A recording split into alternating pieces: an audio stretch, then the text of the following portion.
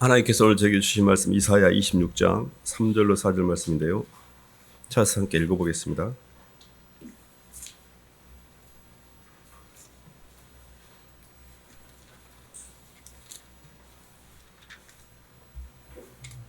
신약 995쪽입니다. 주께서 심지가 견고한 자를 찾았으면 한 목소리 읽어보겠습니다. 시작. 주께서 심지가 견고한 자를 평강하고 평강하도록 지키시리니 이는 그가 주를 신뢰함이니이다. 너희는 여호와를 영원히 신뢰하라. 주 여호와는 영원한 반석이심이로다. 아멘. 박수로 하나님께 영광 돌리겠습니다. 평안을 누리는 원리라는 말씀 제목인데요. 성경에서 말하는 평안, 평강, 샬롬은 완전하고 온전하여 아무런 흠이 없는 상태, 이런 의미를 갖고 있습니다. 모든 사람이 평강하고 평안하게 살기를 원합니다. 전도서에서도 사람이 수고하며 먹고 마시며 수고하는 가운데 심령의 낙을 누리는 것보다 더 나은 게 없나니 내가 이것을 본즉 하나님의 손에서 나는 것이라, 이런 말씀이 있습니다. 살아가면서 환경에 이렇게 조금 좋고 나쁜 거는 그럭저럭 견딜 수 있는데 항상 마음이 눌리고 근심이 많고 염려가 있고 휘둘리고, 왜 이렇게 평생을 이렇게 뭔가 끌려다니며 살까? 왜 이렇게 좀 평안한 삶을, 저는 그랬던 것 같아요. 삶을 이렇게 평안하게 살고 싶은데 항상 인생의 문제 속에서 문제 푸는데 급급하고, 평안하다는 걸 이렇게 누린 적이 이렇게 20대 때 이렇게 30대 보면 별로 없었던 기억이 납니다. 그래서 오늘은 이 평안이라는 게 어떤 원리로서 우리가 누릴 수 있는지, 이런 말씀을 나누기로 원한데요. 저희가 하나님의 창조의 섭리를 먼저 알면 이 평안에 대한 개념을 좀 잡을 수가 있습니다. 하나님이 인간을 창조할 때 인간에게 완전한 하나님의 형상으로 빚어가기 위해서 두 개의 생명을 계획했거든요. 이렇게 흙에다가 생기를 집어넣어 이 거푸집이라고 하는 몸뚱이, 흙은 사실은 하나님의 영이 들어올 수 있는 최적의 상태입니다. 그래서 사실은 모든 인생의 문제가 에덴 동산에서의 선악과와 생명과의 구조, 창세기를 보면 다 풀립니다. 사람이 하나님의 사랑이라는 생명과의 구조로 안의 세계를 채웠다면 안의 속생명, 몸이라는 겉생명은 받았어요. 겉생명은 천지창조를 통해 받았습니다. 근데 하나님이 하나 더 장착을 하기를 원하셨는데 그게 속생명이었습니다. 이 속생명이 내 안에 안착이 되면 사람은 이 공허해지고 비어진 마음을 환경과 사람을 통해 벌충하려고 그래요. 근데 사람을 통해 채우려고 하는데 그게 채워지지 아니하니까 근심이 되는 거죠. 환경이라는 물질을 통해 채우고 싶은데 이게 안 채워지니까 눌리는 거죠. 그래서 사람들은 일생 동안 밖의 세계를 상대합니다. 근데 몸으로는 밖의 세계를 상대하고 마음으로는 안의 세계를 상대해요. 평안의 원리는 안의 세계가 열린 거예요. 밖의 세계가 열렸을 때 사람들은 와, 너 진짜 하는 일마다 잘 되고 너 전생에 너 나라를 구했냐 이런 말들 하잖아요. 근데 그게 뭐냐면 바깥에서 형통한 것도 물론 이제 우리가 축하받을 일이죠. 근데 진짜 중요한 건 이 안이 열리는 겁니다. 안의 세계. 안의 세계를 여는 원리를 조금 아시면 좋은데, 안의 세계는 두 개에 의해서 열립니다. 하나는 바깥에서 누군가가 나를 향해서 많이 움직이면 그 운동력을 포착해서 내 안으로 받아들이면 그게 내 안에 이렇게 열리게 돼요. 예를 든다면 애기들은 어렸을 때 엄마가 누군지 몰라요. 근데 본능적으로 움직이면서 자기에게 누가 나에게 가장 많이 움직인지를 포착합니다. 그래서 많이 움직인 사람이 엄마인지 아빠인지 모르지만 붙어요, 그리. 개들도 마찬가지입니다. 강아지도요, 지를 제일 좋아해 준 사람한테 붙어요. 이게 본능적으로 사람은 내게 운동력을 준 사람에게 붙게 돼 있습니다. 그래서 그 바깥에서 움직이는 운동력을 포착해서 이게 나를 향한 운동력이라고 받아들일 때 그때 안이 열리는 거예요. 근데 선악과를 따먹고 하나님은 천지 창조 이후로 우리에게 끊임없이 우리를 움직였거든요. 봐보세요. 지금의 우리가 바람이 불고 나무가 흩날리고 계절에 따라 과일이 오고 비가 내리고 이런 모든 게 사실은 어마어마한 인간에게 모든 것들이 집중되도록 해놓으셨어요. 환경이 보면 인간이 살 수 있는 최적의 상태를 만들어 놓으셨어요. 인간의 타락 이후에 환경이 많이 오염되고 세상이 많이 악해졌지만 그래도 모든 것들을 사람에게 다 지금 집중해주고 계시는 거거든요. 그걸 우리가 일반 계시라고 그래요. 하나님의 우리를 향한 운동력과 사랑이 자연 속에 환경 속에서도 비추어서 알 수 있는 것, 이거를 일반 계시라고 그래요. 근데 사람이 완악해지고 교만해지고 타락해지면서 그런 게 나를 위한 운동력이 원래부터 있었지, 그거 아니지. 그보다 훨씬 뭔가 좋은 게 들어와야 내가 하나님 인정하지. 이렇게 타락한 이후에는 자연이나 환경을 통해 부어주는 그 정도 가지고는 이게 하나님의 존재를 인정하기 어려운 상태가 됐습니다. 그래서 한 말씀 찾아볼까요? 로마서 7장.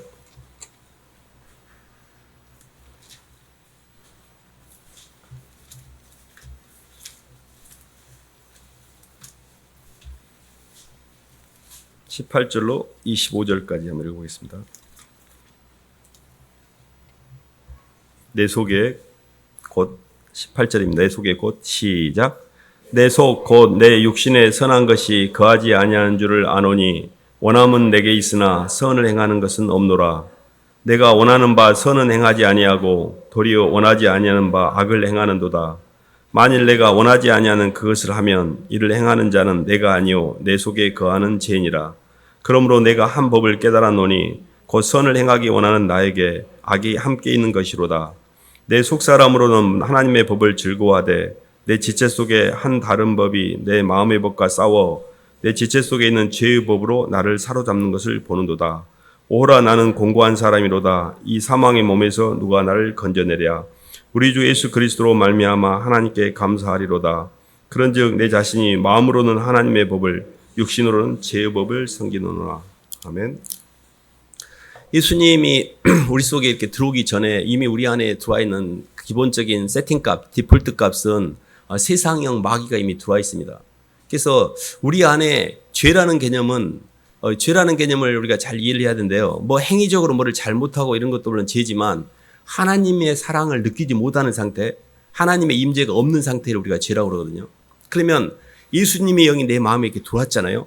그러면 예수님의 영으로 움직이고 싶어하는 마음도 있지만 여전히 내 몸 안에는 옛날에부터 오랫동안 살아왔던 겉사람, 이 죄로 움직였던 이 겉사람이 강하게 드라이브를 걸거든요. 그래서 마음으로는 하나님의 법을, 내 몸으로는 죄의 법을 쓰기 때문에 이 두 가지 영이 굉장히 충돌하게 돼요.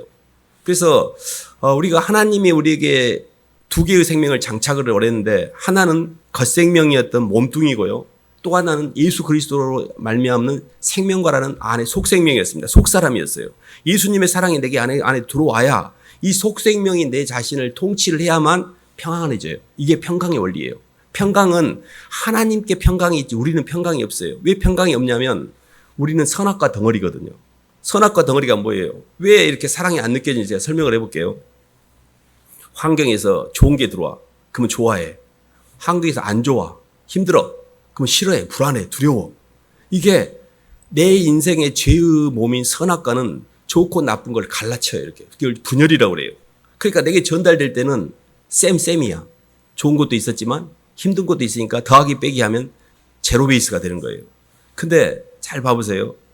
힘들게 하는 그 순간도 사랑이에요.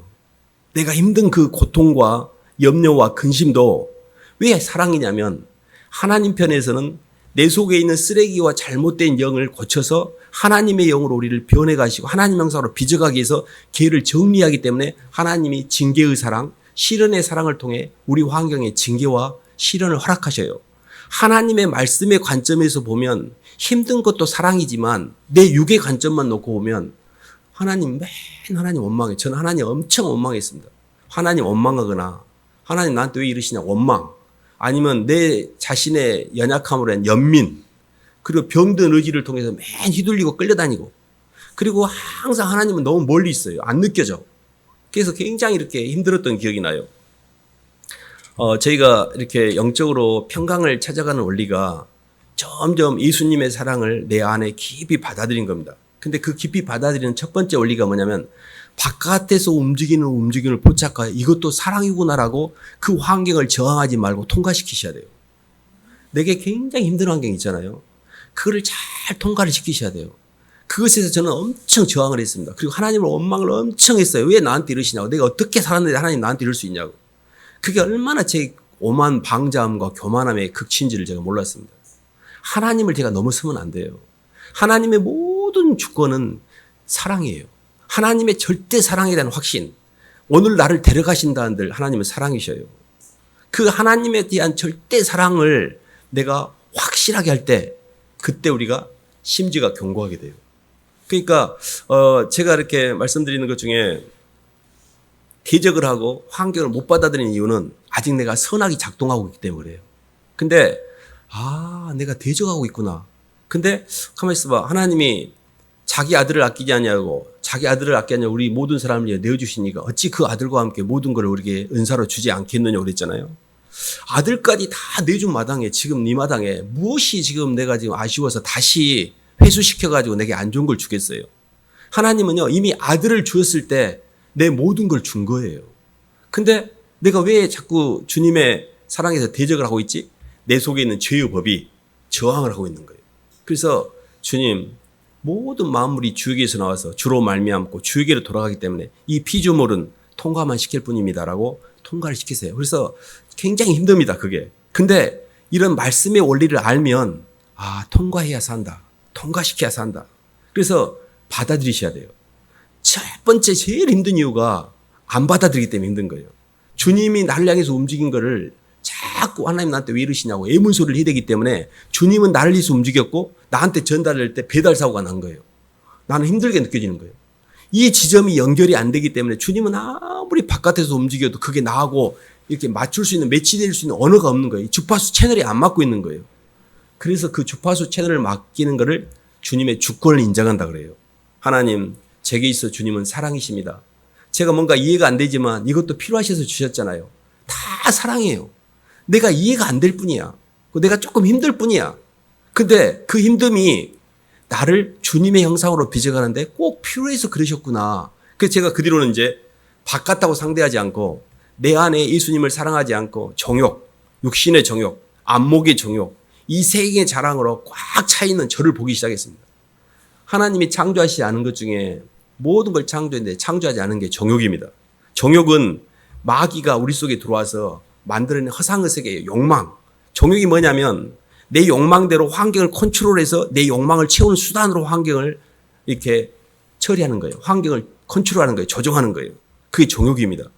끊임없이 이 동력으로 살아요. 육신의 정욕, 안목의 정욕, 이생의 자랑. 근데요, 이 죄의 법, 이것 때문에 우리가 주님을 볼 수가 없어요. 그래서 하나님께서는 환경을 통해서 때로는 마귀를 보내십니다. 마귀는요, 우리를 하나님 형상으로 빚어가기 위한 최고의 수단이에요. 마귀를 붙일 때 감사하셔야 돼요. 마귀도 하나님이 부리는 영체입니다. 마귀를 무서워할 필요가 없어요. 내가 어떨 때는 봐보세요. 사람이 기고만장해서 교만이 하늘을 찌르면 마귀를 붙여가지고 환경을 좀 흔들어 놔야 깨갱하고 고개가 숙여지지, 천사 붙여갖고 계속 잘해주게 해보세요. 더 올라갈 거 아니에요. 하나님은 우리에게 환경을 고치는 게 중요한 게 아니고 내 속에 하나님의 속생명을 통하여 완전한 평강, 샬롬의 세계로, 안식의 세계로 우리를 진입시키려고 하는 거예요. 안식의 세계. 히브리서 4장 1, 2절에 이런 말이 있습니다. 아직 저희에게도 안식으로 들어갈 길이 아직 남아있지만 저희에게 히브리서 4장 1, 2절 한번 찾아볼까요?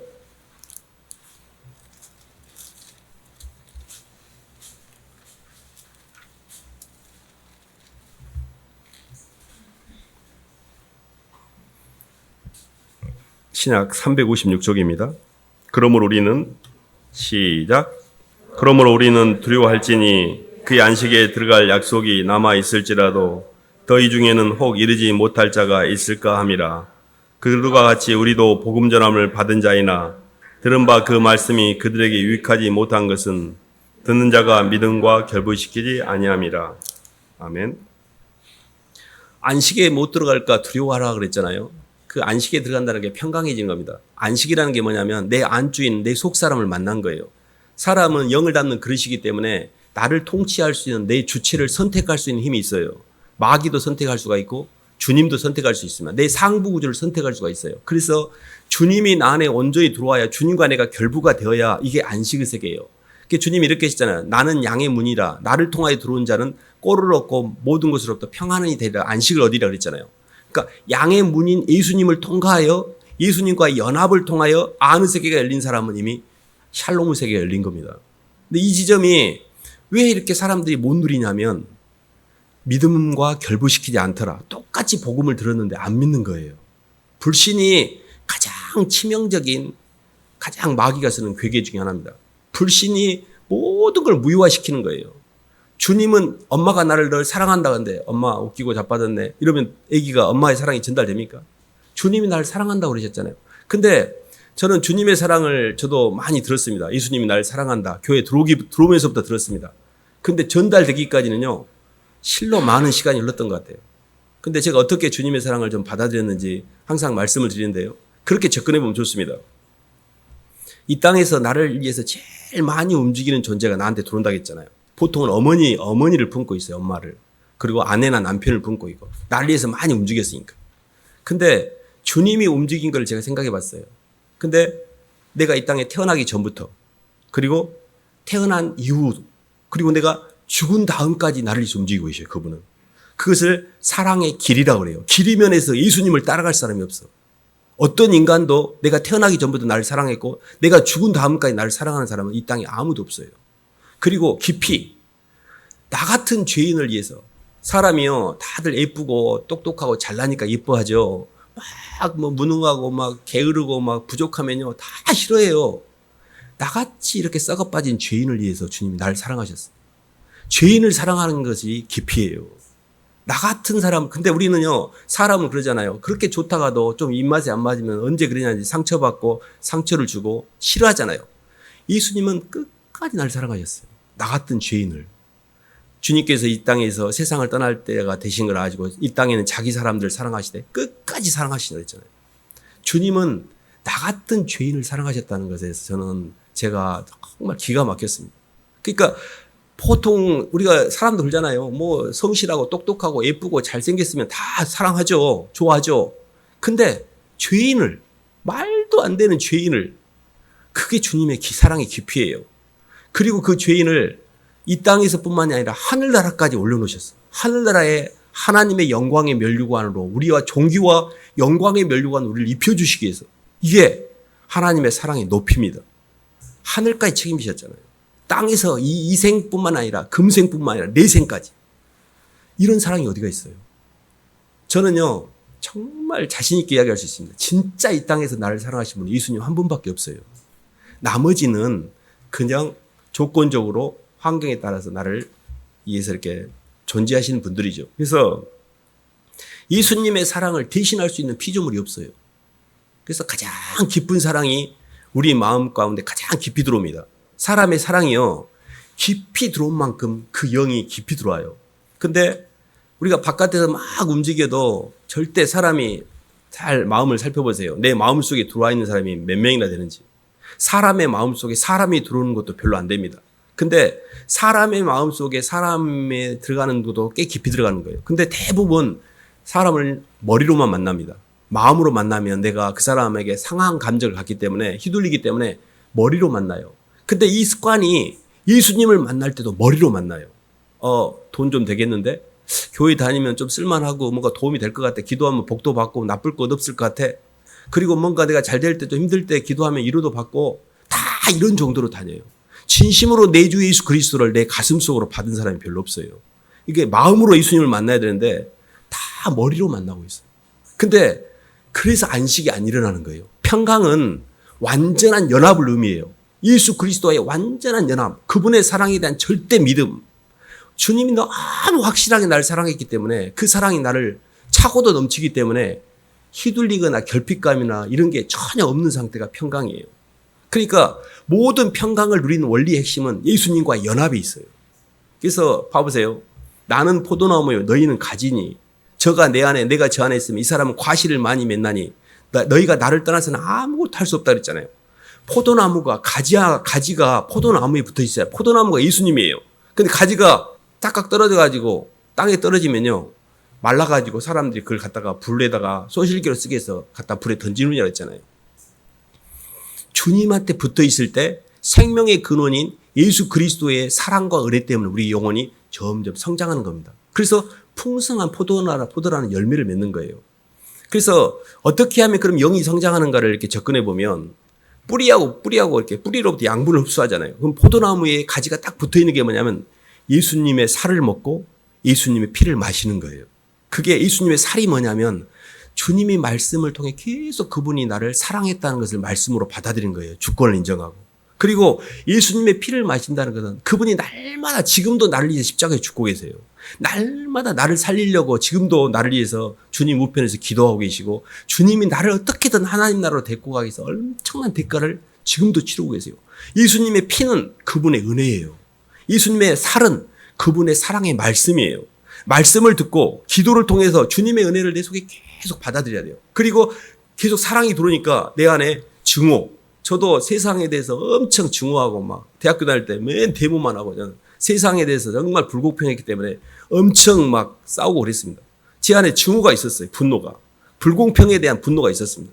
근데요, 주님의 은혜와 사랑을 받아들인 뒤에 이게 다 없어지기 시작했어요. 아, 아버지의 주권에 맡겨야 되는구나. 내가 심판할 수 있는 존재가 아니구나. 하나님이 어련히 알아서 세상을 운영하시는데 내가 뭐라고. 이러면서 제자리를 지키기 시작하죠. 이렇게. 그래서 영적으로 평강을 누린다는 것은 예수님의 사랑을 진심으로 깊이 받아들이신대요. 예수님을 깊이 생각하셔야 돼요. 그분의 사랑을 깊이 받아들이셔야 돼요. 그분이 나를 위해서 얼마나 많은 대가를 치렀는지 그 사랑의 길이와 넓이와 높이와 깊이 어떠함을 깨달을 때 그때 성령이 충만하게 돼요. 주님 그 사랑을 얄팍하게 그냥 예수님이 뭐 우리 죽으셨다고 내가 뭐 허락도 안 하는데 그게 뭐 나하고 뭔 상관이 있어. 저는 이렇게 살았던 것 같아요. 근데 어느 날 그 당신의 사랑, 나를 향해 움직였던 그 바깥에서 움직였던 그 사랑이 제 마음을 움직이기 시작했습니다. 그래서 주님 사랑합니다. 제 인생에 제가 유일하게 굴복할 수 있는 분이 주님이십니다. 제가 예수님한테만 굴복했어요. 유일하게 굴복했던 분이 예수님이었습니다. 주님의 그 핏값 앞에서는 제가 도저히 어떻게 제 자아가 아무리 발버둥을 치고 아무리 합리화를 시켜도 예수님의 핏값 앞에서는 제가 무릎을 꿇을 수밖에 없었어요. 그게 아느색에 열리는 원리예요. 그때 주님이 깊이 들어옵니다. 그러면 아느에게 주님을 이렇게 장착을 했잖아요.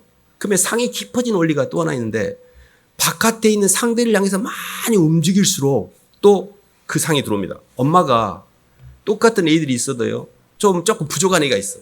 그럼 걔한테 손이 많이 가잖아요. 그럼 그 애가 가장 깊이 들어와요.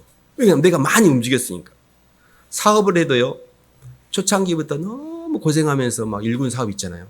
그럼 때가 많이 손때가 안 묻은 데가 없어. 그 사업체 애정이 많습니다. 차도요. 제일 먼저 찾던 차. 내가 막 그냥 애지중지 내가 힘들었을 때 나랑 같이 고통받고 가지고 그 무생물한테도요. 처음에 내가 애정을 많이 줬던 움직였던 동력이 많으면 애정이 갑니다. 그래서 주님이 우리를 향해서 움직였잖아요. 그러면 내가 주님을 향해 움직이면 그때 주님이 깊이 들어와요. 그게 원리가 이제 성경 말씀을 통해 한번 확인해 볼까요? 마태복음 10장 한번 봐보겠습니다.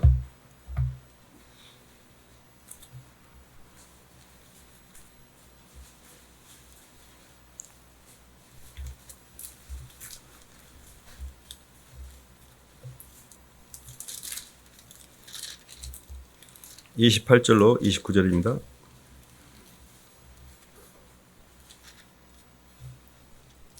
마태복음 10장 28이 아닌데요. 죄송합니다. 마가복음인가요? 잠깐만요.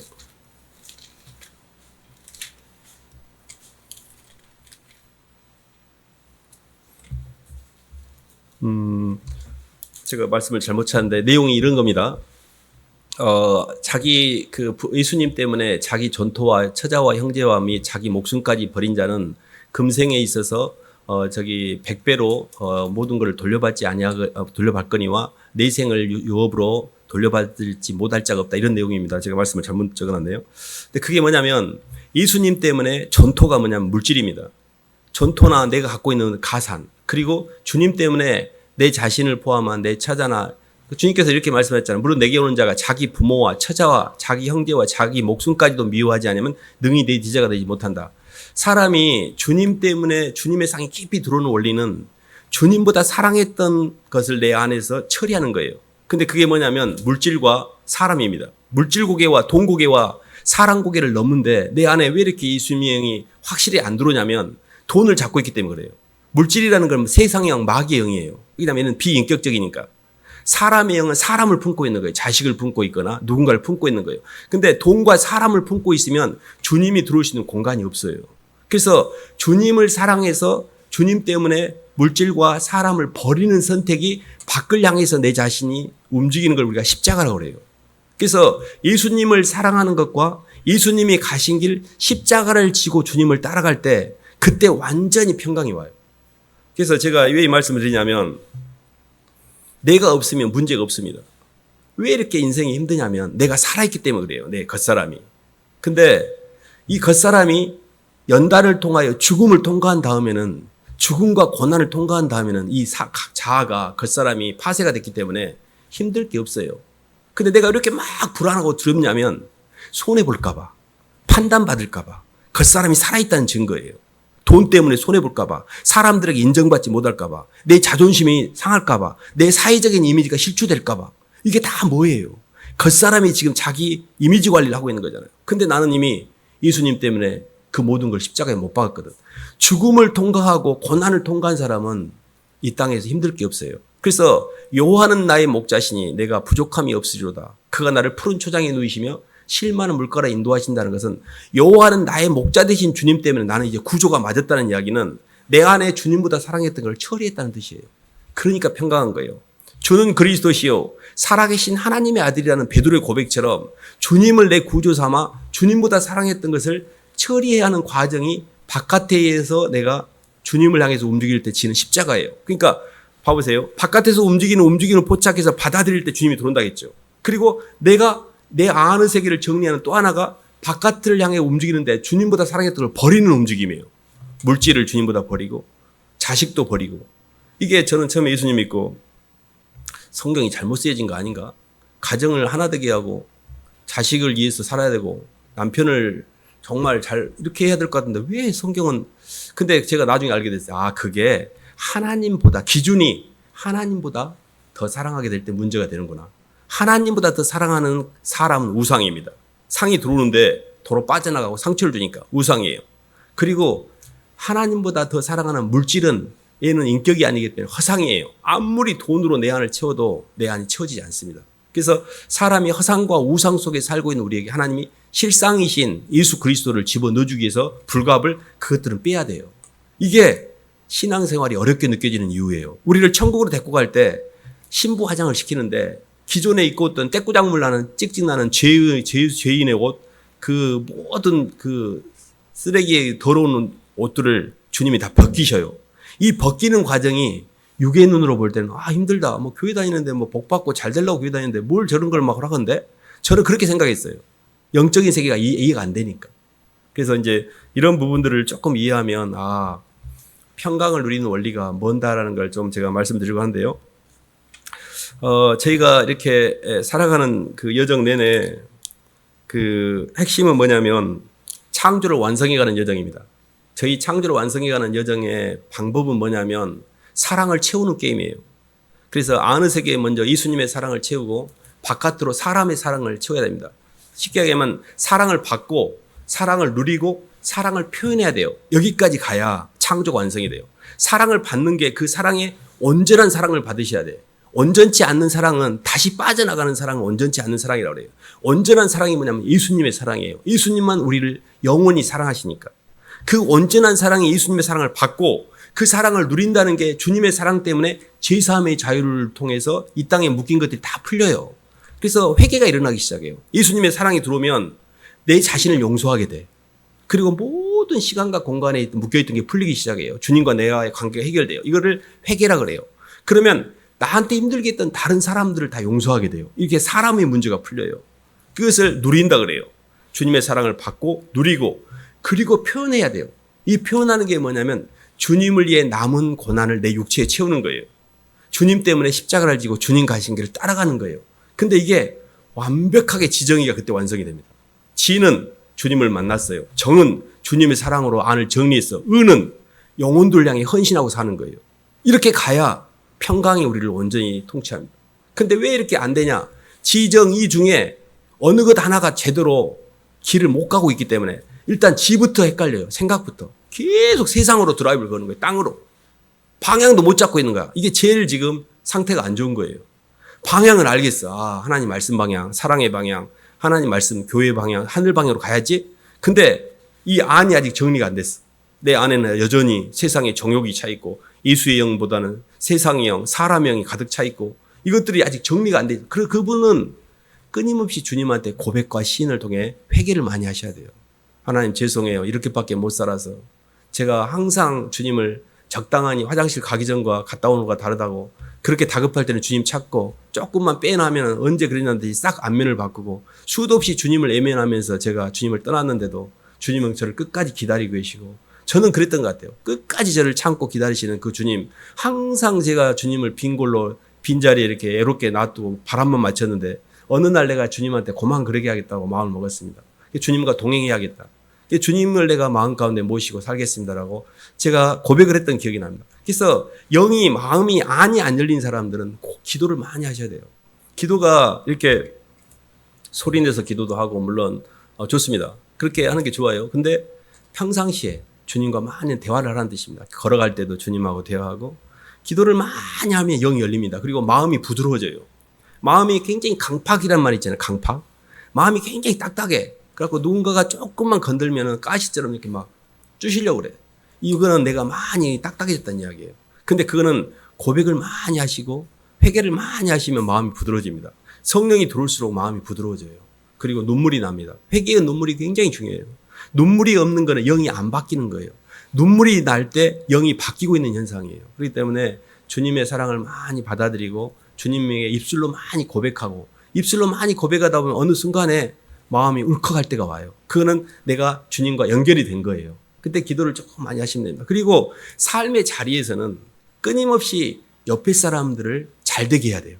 아내를 잘 되게 하고 남편을 잘 되게 하고 날마다 내 옆에 있는 사람을 성공시키는 게 내 존재 이유예요. 그 사람을 잘 되게 하는 게 내 존재 이유야. 절대 나한테 힘주고 내가 이익을 보고 내한테 숟가락 꺼서 맛있는 거 내가 먹고 그러지 말고요.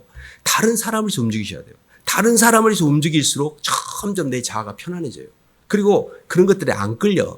근데요, 희한하게 내가 조금 다른 사람에서 움직였는데 더 많이 들어오는 거예요.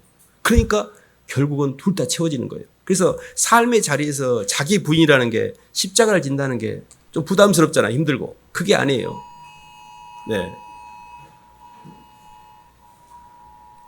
네. 뭐가 울리는 것 같네요. 그래서 핸드폰이 무슨 올린 것 같습니다. 영적으로 보면 이렇게 안의 세계가 열리는 원리가 내 안에 주님이 얼마나 많이 움직였는지를 포착해서 받아들이고 저도 주님 이 쓸모없는 몸뚱이 제가 이 삭신 죽어서 흙밖에 안 되는데 남은 생애 동안에 주님과 영혼들이 많이 움직일게요. 이렇게 하다 보면 내 안이 다 정리가 돼요. 근데 이게 정리가 안 되니까 근심, 걱정, 염려, 두려움, 불안 이런 것들은 뭐냐면 세상의 영이 나를 지배하고 있기 때문에 그래요. 근데 그게 아직 정리가 안 돼서 그래요. 근데 그거를 정리하는 방법이 회개를 예수님 사랑을 받아서 회개하고 주님 제가 그렇게 할게요라고 순종하고 자꾸 하나님 말씀을 나를 통해 자 통과시킬 때 봐보세요. 첫 번째 통과 머리로 통과시키는 거예요. 그것을 절대 주권을 인정한다 그래요. 머리로 통과시켜야 돼. 받아들여야 돼. 마음으로 통과시키는 거를요. 절대 의존이라고 그래요. 내 몸뚱이로 통과시키는 걸 절대 순종이라고 그래요. 사람은 지정의가 다 통과가 돼야 돼요. 이 통과가 안 되는 게 다 나한테 스트레스로 남아있는 거예요. 어떤 것도 통과 못 시킬 게 없어요. 왜냐하면 모든 게 다 사랑이니까. 근데 나는 지금 머릿속부터 막혔는가? 가슴에 막혔는가? 손발에 막혔는가를 잘 확인해 보세요. 머리부터 막힌 것은 약간 중증도가 있는 겁니다. 영이 막혀 있는 거예요. 그런 경우는 설교를 아무리 들어도 계단 내려가는 순간 다시 세상으로 돌아가 버립니다. 영이 아직 안 열렸기 때문에요. 하나님 말씀이 머리도 통과가 안 되고 있는 거예요. 여기가 통과된 사람은 목사님이 설교하는 게 다 이해가 돼요. 근데 처음에 온 사람은 저도 그랬는데요. 잠만 잤습니다. 교회 가면. 도대체가 이해가 안 된 말만 하니까. 도대체가. 근데 어느 순간부터는 막 말씀이 막 땡기기 시작하는 거예요. 막 듣고 싶고 막 머리가 열리니까. 그리고 그 다음에 가슴으로 내려옵니다. 주님 사랑해요. 주님 죄송해요. 이렇게밖에 못 살아요. 이런 고백들이 나와요. 그리고 주님 요시하고 결단하는 마음도 생깁니다. 이제 남은 생에는 제 시간이 얼마나 남아있을지 모르지만 제 남은 시간은 주님을 위해 살겠습니다. 이런 헌신과 결단이 저절로 돼요. 주님을 사랑하면. 이런 과정이 우리가 평강으로 가는. 근데 주께서 심지가 견고한 자를 평강의 평강으로 지키는 이 사람이 심지가 아주 견고한 거예요.